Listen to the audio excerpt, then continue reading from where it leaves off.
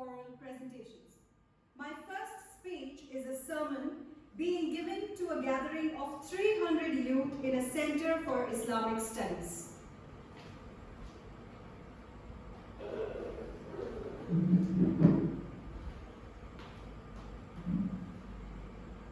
Bismillahirrahmanirrahim. وَإِسْتَأْذَنَ رَبُّكُمْ لَا إِنْ شَكَرْتُمْ لَا أَزِيدَنَّكُمْ وَلَا إِنْ كَفَرْتُمْ إِنَّ عَذَابِي لَشَدِيدٌ.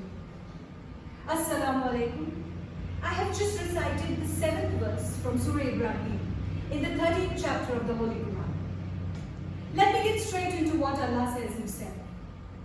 When your master declared that even if you are the least bit grateful, I will increase you, increase you, increase you. I swear to it. The strongest language possible is used. A question comes to mind. Grateful to who? You would say grateful to Allah, but Allah didn't mention Himself. So you could be grateful to Allah, grateful to your parents, grateful to your friends, grateful to your teachers, grateful to your employer for giving you a job, grateful to anyone who has done anything for you. If you could just be appreciative, if you could be grateful. For grateful is not just an act of saying Alhamdulillah. It is an attitude. It is a lifestyle. It is a way of thinking that you are constantly grateful. So if you could show this attitude, even the least bit, what does Allah say? La azidannakum. I swear to it, I will increase you. There is no doubt about it. Allah normally does not use I in the Quran. He uses we. It is only in the most intense cases that Allah uses I. He used I here. Another question comes to mind. Increase you in what? You would say, Allah, increase me in knowledge, increase me in wisdom, increase me in intelligence, etc. What does Allah say in this verse? Even if you are the least bit grateful, I will increase you. Increase you in what? Allah didn't limit what He will increase you in. That is the beauty of this verse. The motivation to being grateful in this verse is that I will keep giving you more and more and more of everything. You think of it, I'll give it to you. If it is beneficial for you, I'll give it to you. I'll take care of it, I promise. You just show me gratitude. You know, this verse was actually a part of a speech which Moses gave the Israelites after they had crossed the sea. These people had seen their children being slaughtered every other year. These are scarred parents. They have traveled. They have seen torture and suffering. Instead of giving them a sermon about patience, they're in the middle of the desert here, right? Moses gave them a sermon about gratitude. Because you'll never be able to have patience if you don't have gratitude. Gratitude comes first. What a beautiful verse and what a powerful motivation which Moses gave the Bani Israel, that Allah made it a part of the Quran.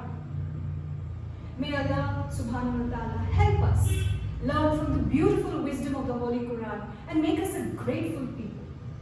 May He help us see the brighter side in everything. Stop being so pessimistic and gloomy all the time. Stop criticizing everyone around you. Stop complaining. Stop being so cynical. Stop seeing the downside in everything. Start appreciating. Appreciate your parents. Appreciate your family.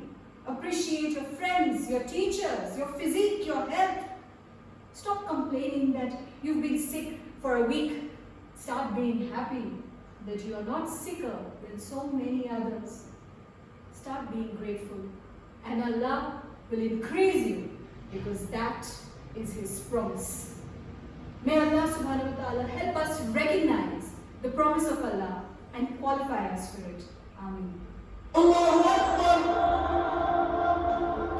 Allah.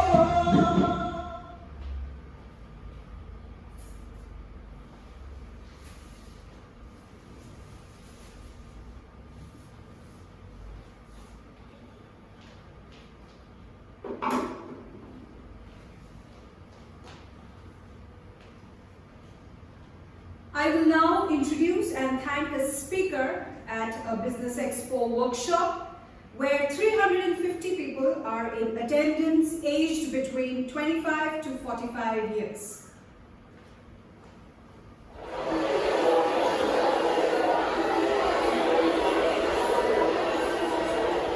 A very warm good afternoon to everyone present here. I'm super excited to have you all here, excited about the conversation we are going to have. Behind every success story that comes to the limelight, there are plenty of behind-the-scenes failures, challenges, and disappointments. It takes grit, perseverance, and patience to overcome these thorns in your path. Today we have with us this amazing entrepreneur who will be sharing his amazing story, and when I say amazing, I mean it. What's special about him is that he is an action taker. He is the living proof of the fact that the distance between you and everything you want is the amount of action you take. As you listen to his story, you will realize that at different stages in his life, he said yes, even before he had the how figured out. And it paid off. All of you will be surprised to know that Solar Industries went public in 2006. And in the financial year 2019, the company clocked in a revenue of rupees 24,000 crores. Today, the owner will be sharing his business tips to help you stay on top of your game. And once you're all pumped up and ready to conquer the world, he will be sharing his very best pitching techniques to help you grow from good to unforgettable. Ladies and gentlemen, please welcome with a round of applause, owner of Solar Industries, Mr. Satyanarayan Nandalal Gupta.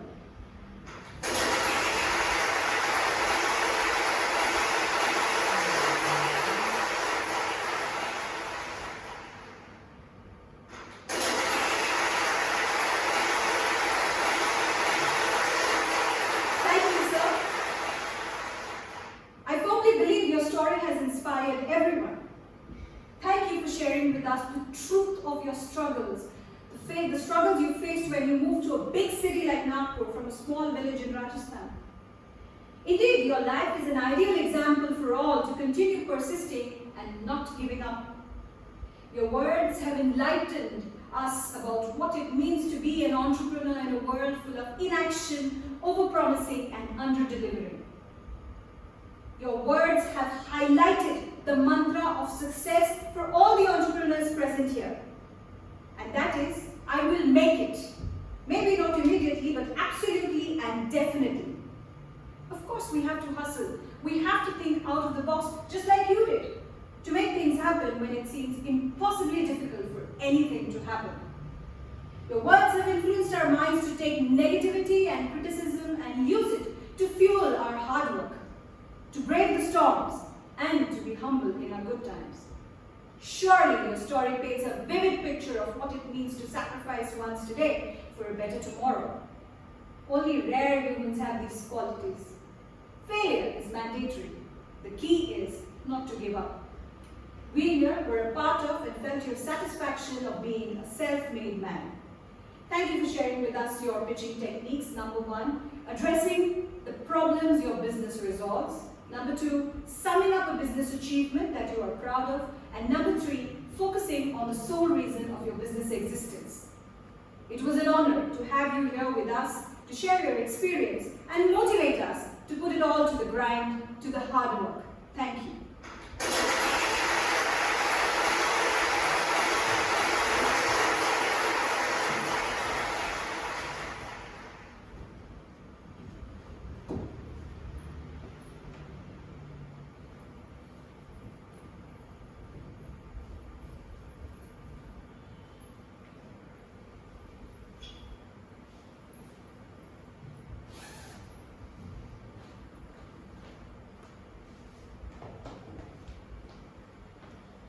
The next speech is a story, Cave Baby, by Julia Donaldson, being narrated to a pre-primary class of 30 students aged between 4 and 5 years.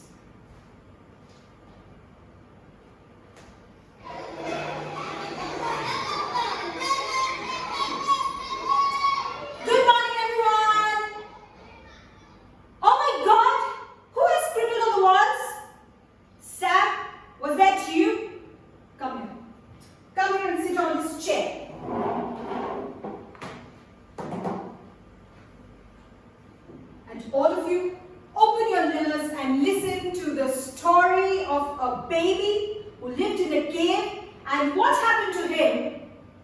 scribbled on the walls of the cave. Long, long ago, up in the mountains in a cave, lived a cave baby. He lived with his mom, who was very good at painting, and his dad, who was very brave. He had pets too. A saber-toothed tiger, a hyena and a hare, a grey woolly mammoth, and a brown bear. Cave baby was lonely. Nobody played with him. His parents were busy being brave, and his mom always said, "Keep away." One day, cave baby was sitting in his cave getting bored, when suddenly in the corner he spotted a pot and a brush, and he started painting on the walls. Spots on the hyena, stripes on the hare, stars on the tiger, squiggles on the bear, zigzags on the woolly mammoth. He was having so much fun. But then his parents saw, and they said, "Look at what he has done." His mother muttered angrily, and she fetched a pail of water. She wiped off all the paintings from the walls. No more stars and stripes, no more squiggles and zigzags. His father angrily wagged a finger at him and said, "If you don't take care, grey woolly mammoth is going to throw you to the big brown bear." Cave baby was restless. He was wide awake. And then a long grey trunk came wiggling in like a snake. "Where are you taking me? Where? Tell me where. Please don't take me to the big brown bear." The woolly mammoth carried him on his back through the forest. "Please, please don't throw me to the tiger or the big brown bear." And then, in the hillside, he saw another cave.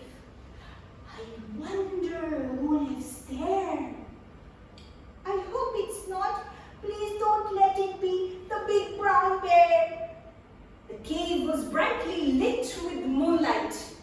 Cave baby heard someone snoring in the shadows. Cave baby didn't understand. When the grey woolly mammoth popped a paintbrush in his hand, and he started painting on the bare wall of the cave again. A five-legged tiger, horns of the hyena, long curly hair, a beard of the bear, a moustache on the mammoth. He was having so much fun again. The woolly mammoth woke his family and said, look at what he has done." And they rollicked and they frolicked and they trumpeted and they crashed. They jumped in the pool and splashed. They shook the baby by his hand and lifted their trunks and waved as the woolly mammoth carried him safely back to his cave. Cave baby was happy. He was fast asleep. He dreamt of pink and red striped hyenas, of pink and red striped tigers, grass green hyenas, sky blue hares, moon yellow mammoths, and a small brown bear. So, my dear children, what did you learn from this story, Sam? Yes, you are not going to scribble on the walls, but I let you all show your creativity. So take out your books and start painting.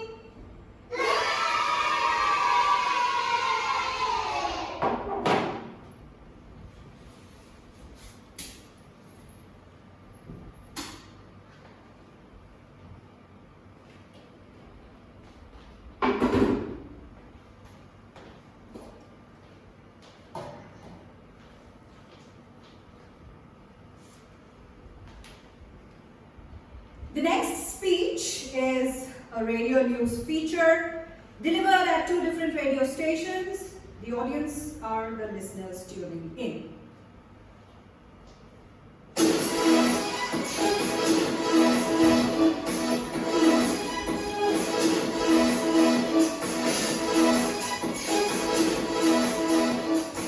Good morning, I am Shoumaila Khan and this is 110 Radio Plus. Today in our section Newsletters, I bring to you the most awaited news of the week.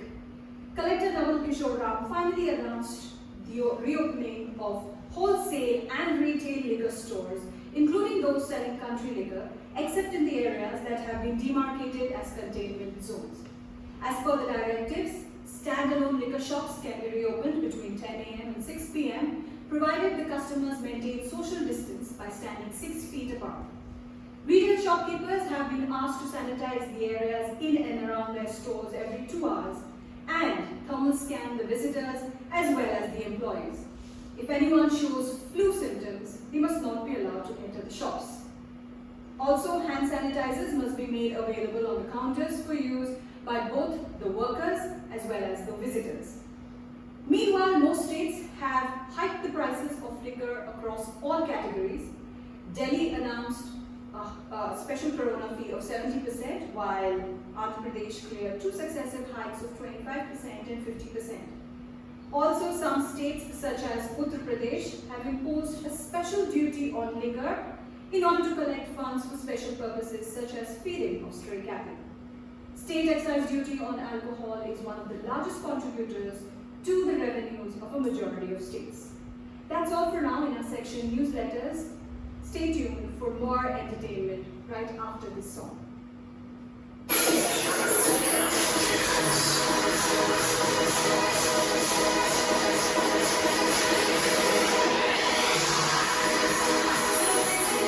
morning, Pune. This is your chirpy RJ SK, and I bring to you the latest updates from your city. So sit upright because you're listening to 28.0 Live FM, and this is The Buzz.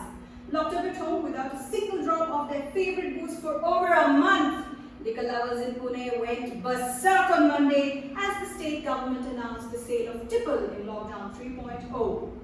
While most wine shops opened after 2 p.m. as per the officials' orders, customers had already thronged these stores since the wee hours of morning, anticipating the rush, throwing social distance norms right out of the window. Most shopkeepers welcomed their customers by garlanding them and giving them a coconut free with their purchased bottle of liquor. Long queues were seen in front of liquor shops, leading to hour-long traffic jams in some areas. In fact, police deployment was required to control these crowds. The most interesting scene was when the people standing in these queues, including women, were seen covering their faces with huge pots and pans in order to hide their identity from anyone around. While asked about thwarting social distance norms, booze lovers responded by saying, alcohol will energize us to maintain social distance during the pandemic. Most men were seen carrying heaps of bottles, cradling them in their arms like babies. In fact, a man was seen purchasing liquor bottles worth 58,000 within a single day of the reopening of liquor stores, and he proudly posted selfies with the liquor bottles on social media. However, the next day he was seen queuing in front of an organization that was distributing free food to the needy. Well, what can I say except that certainly liquor bottles have acted as morale boosters for tipplers and economy boosters for the government. Stay tuned for more buzz right after this song.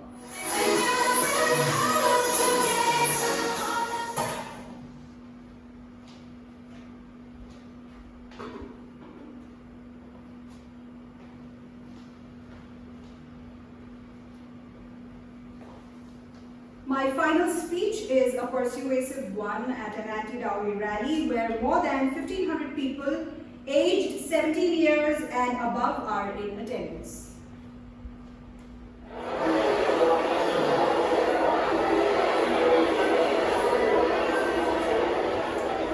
Good afternoon, everyone. I welcome you all to this rally. I am Shoumaila Khan, President of the NGO Action Aid India. Today we shall talk about the grave issues most prevalent in India. And we will begin with the gravest, dowry, the curse. Veenu jumped in front of the train along with her 3-year-old daughter. She couldn't take the daily harassment anymore.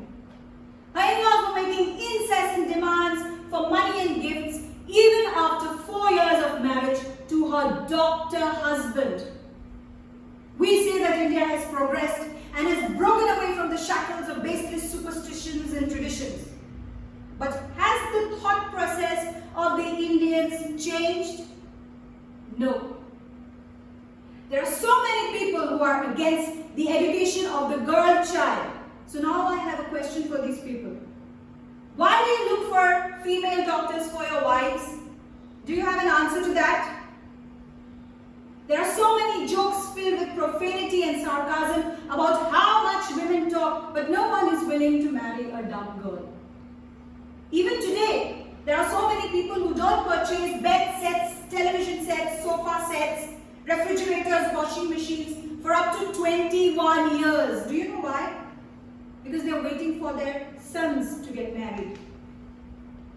Facebook CEO Mark Zuckerberg donated 99% of his earnings after the birth of his girl child. And here, to save and collect money for his daughter's dowry, a father stops wearing a vest. Stranger the laws of our land, men lecture to women and women are asked to cover their faces. Our anti-dowry laws are one of the toughest laws that India has on paper. Then why is it that a young woman dies because of dowry every 77 minutes in India? It is a shocking statistic. The graph of dowry deaths is rising every year as per the National Crimes Record Bureau. And in a case that shows the severity of this issue, a minister in Uttar Pradesh has been accused of demanding 50 lakhs as dowry. How do we ensure that our anti-dowry laws are not just implemented on paper but in spirit as well?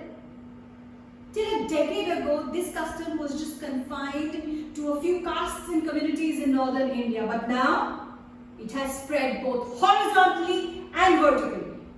It has even spread to what you would call the tribal communities which did not have this tradition. Such disturbing figures have compelled the government to make changes, amendments to the Dowry Prohibition Act of 1961. A few such amendments are allowing relatives or parents of the bride to file complaints as aggrieved people, having lesser penalty for dowry givers, and recording the number of gifts given voluntarily by parents. But one must note that declaring gifts could end up encouraging the crime. And for most victims, the changes mean very little. It has been 40 days since Veenu's father has lodged an FIR against Veenu's in-laws, but the police has not made a single arrest. No one cares about the law. These are the sad words spoken by a father who lost his daughter and granddaughter. The question I ask is this: can our anti-dowry laws be successful without social change? In the words of Mahatma Gandhi, any young man who makes dowry a condition to marriage discredits his education and country and dishonors womanhood. We have to break free from the shackles of old and outdated traditions and progress in such a way that parents must say we are proud of our daughters instead of thinking of them as burdens. Women are foolish to think they are equal to men.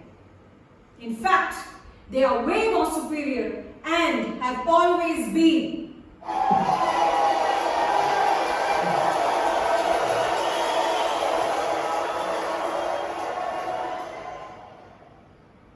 Thank you.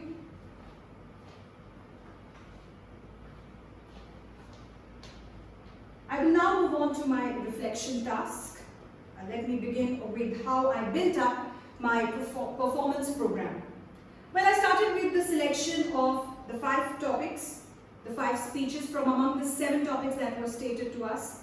And I found that there was a pleasant variety and each topic was distinct from the other.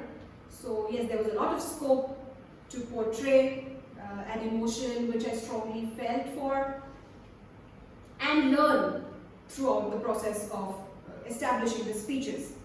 The topic that immediately pulled at my heartstrings was the persuasive speech on a moral issue. Having very closely seen dear friend of mine go through the ugly divorce process due to dowry, I knew that I needed a platform where I could tell this story to whomsoever was listening. And I got the platform through this particular process. In fact, I would really like an opportunity to be able to express my views on this social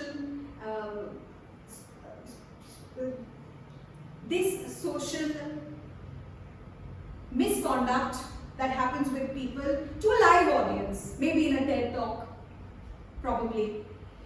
So yes, in fact, the incident that happened with my friend, where she was almost burnt alive by her in-laws because of dowry issues, really shook me. And when something so personal happens to a person who you dearly love, you want to share the story with people who are listening.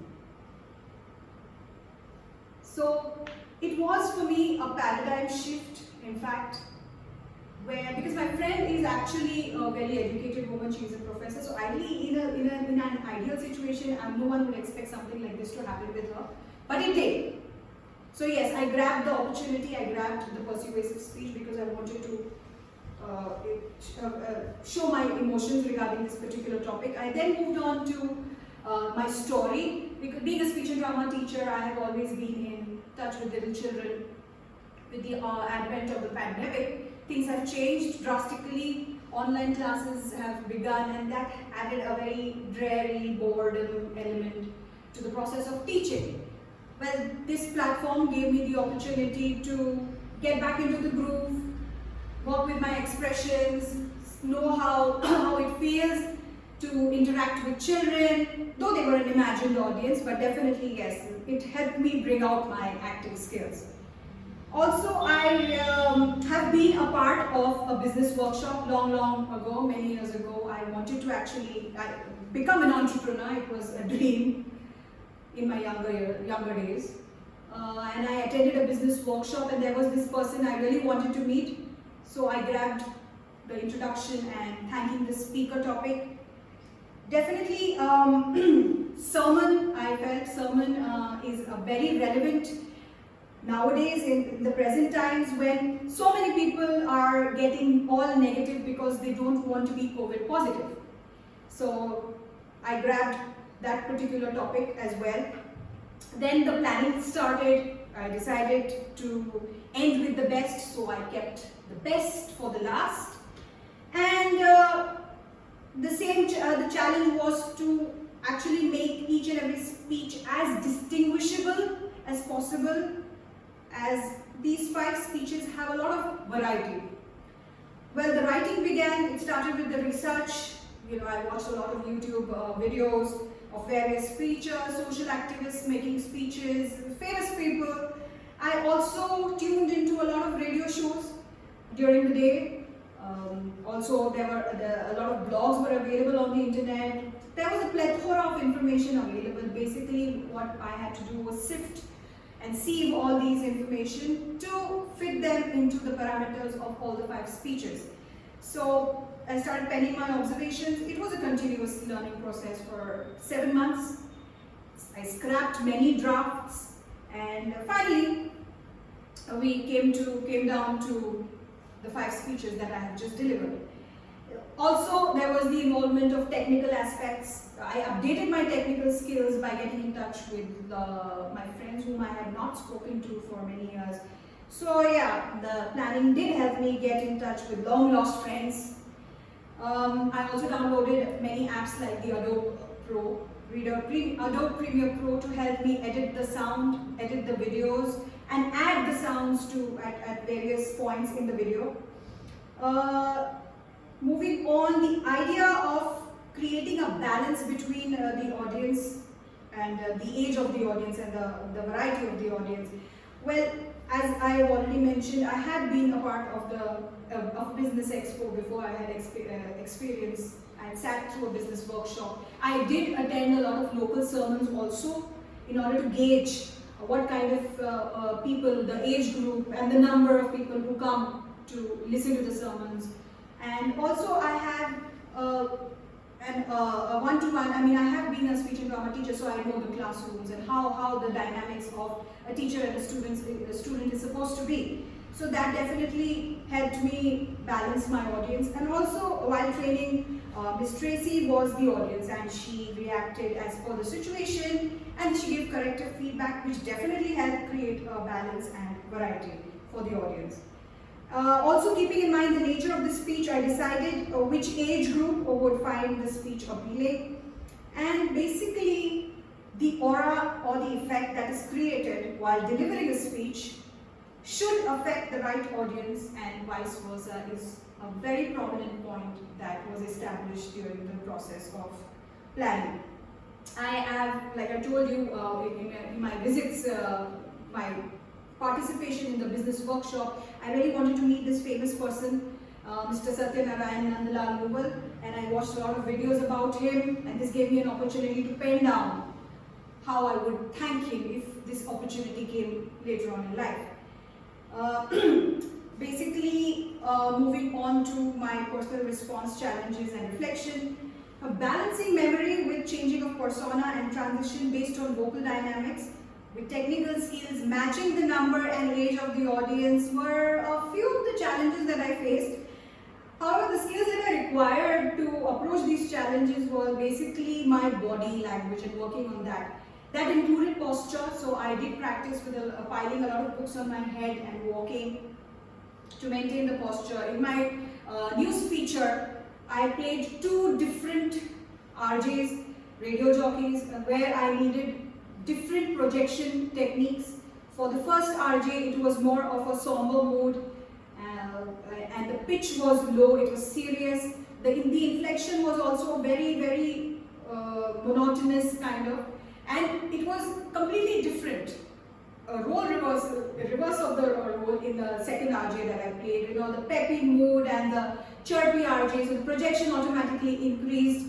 The inflection was very happy and chirpy. The pitch definitely, with the projection, it increases because we need to capture the attention of that kind of audience that are tuning in.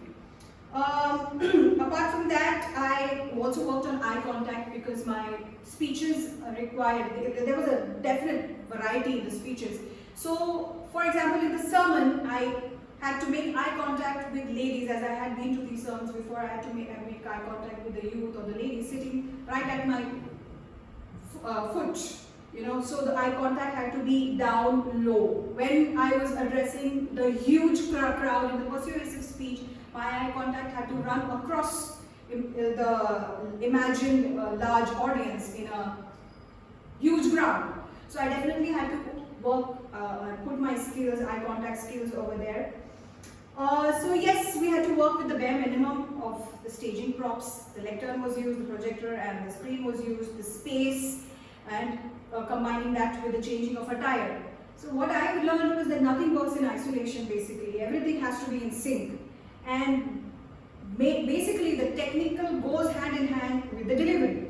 And fitting all this in a span of 25 minutes is the key.